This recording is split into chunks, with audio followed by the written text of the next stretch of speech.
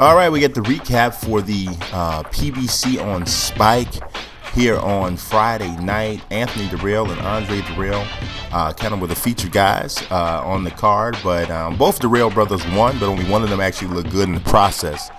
To open the evening, Anthony Dirrell, well, not really to open the evening, but the opening of the major fights was Anthony Dirrell dominating a tough but shop-worn Caleb Truax in just a minute and 49 seconds of the first round. Dirrell was on a mission, clearly a man on a mission. He wasted no time just jumping all over Truax and going for the finish. He looked like he hurt him initially with a left uppercut, and it just, he pounced on him once he got him hurt. Another left uppercut while Truax was up against the ropes dropped him to the canvas. And that was the beginning of the end, man. As long as James DeGale can make a pass with Jello Medina on Saturday, it's hard to imagine how he doesn't, Anthony Dirrell doesn't get a shot at James DeGale for DeGale's IBF championship. Now, Dirrell lost his WBC title to Badou Jack back in April 2015, and Jack's gonna face Lucian Bute on the DeGale Medina card on Saturday. So it would seem as though you might want to save the Anthony Dirrell Badou Jack rematch, assuming Badou Jack beats Lucian Bute, and assuming that DeGale beats Medina, and then Dirrell was able to beat DeGale. You might want to save that potential unification rematch between Anthony Dirrell and Badou Jack, for a little bit down the road. You let Anthony Dirrell take on the winner of Rogelio Medina and James DeGale, and then obviously you would look at expecting Badou Jack to beat Lucian Bute, but we don't know for sure. Like I said, it's even possible that James DeGale could beat both Anthony Dirrell and Badou Jack, because DeGale, a lot of people believe DeGale is the best 168-pound fighter out there, and I couldn't necessarily dispute that. So we'll see what happens with that. Now, wow, it's funny though, because Andre Dirrell was once considered the best of the Dirrell brothers, but he certainly didn't look like it on Friday, and he hasn't really looked like it for a while. Now, don't get me wrong, he won a unanimous decision on Friday against Blake Caparello, but the light punching Caparello actually dropped Dirrell in the second round.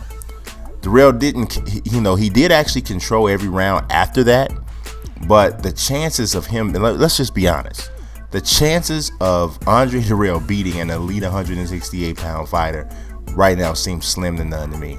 His chin has always been suspect, and when you see him drop by a guy who has 6 knockouts coming into the fight, that's got to send up a red flag. When the fight was over, Andre was really extra animated, and that's normally not the way he is after fights. If you've seen his career, it looked like he was trying to overcompensate for his less than stellar performance. It was almost like he was trying to deflect the criticism before it even came.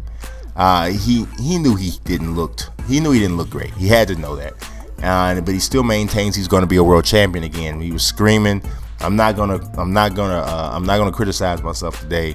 I'm not gonna this, and so it was really him trying to kind of deflect it before it came, because he knows there's no way in the world, if he has any aspirations of being a world champion, should he be getting dropped by Blake Caparello. So now Andre Dirrell's already lost to James DeGale, and it appears he'd probably be outworked by Badou Jack.